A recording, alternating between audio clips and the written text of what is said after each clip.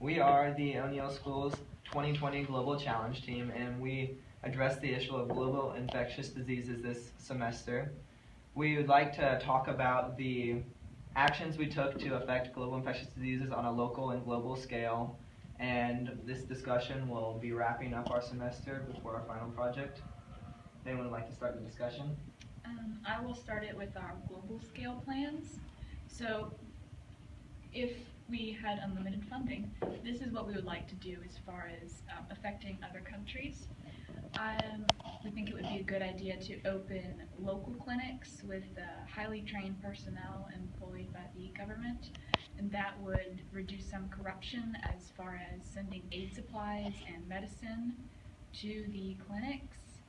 And we could also promote education through the clinics with posters and just the personnel going out into the communities and educating the general populace about infectious diseases. Another way we could affect countries abroad is through the Tippy Tap device. So a Tippy Tap is a simple hand washing device that consists of a few upright sticks in the ground and a bar across the top with a bottle of water hanging on it and a bar of soap. And it allows people to hands-free wash their hands without the risk of infecting themselves with a jerry can. And it's been found that effective hand washing can reduce the incidence of diarrheal diseases 47% if you've done properly. So that could greatly affect it on local levels or global levels where running water is not easily available and diarrheal diseases are common. And I think it's really important the education factor there, as we were talking about in the hospitals, but also with the Tippy Tap. One of the things we did was go to the lower school and talk about like hand washing with them and really get a solid foundation on hand washing. And the Tippy Tap was really successful in the lower school because they had a lot of interest in it and they thought it was really cool and wanted to be involved in all of our project and everything like that.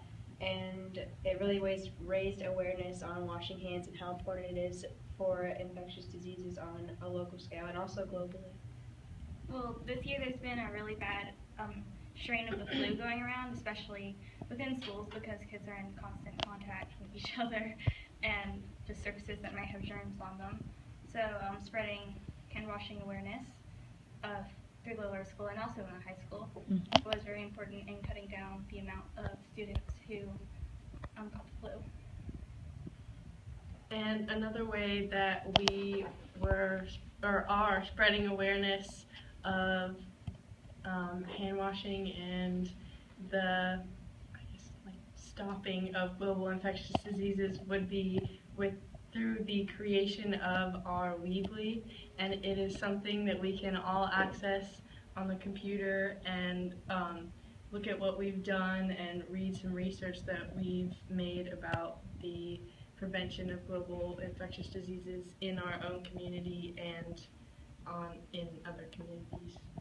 And on our Weebly we have our N7 campaign, and N7 is a website where you can go and donate money to help prevent naturally transmitted diseases. Neglected diseases, yeah. There we go. It protects against elephantitis, river blindness, snail fever, roundworm, sarcoma, and whipworm and hookworm.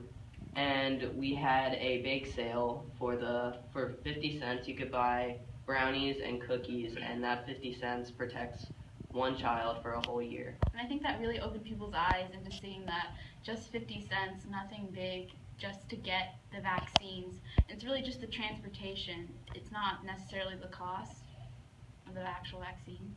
Yeah, what's cool about N7 is that they got the backing of a couple large pharmaceutical companies that said, here, we'll provide these drugs, well, not drugs, but drugs. Yeah, drugs for these countries. We just need the 50 cents to transport it from place to place.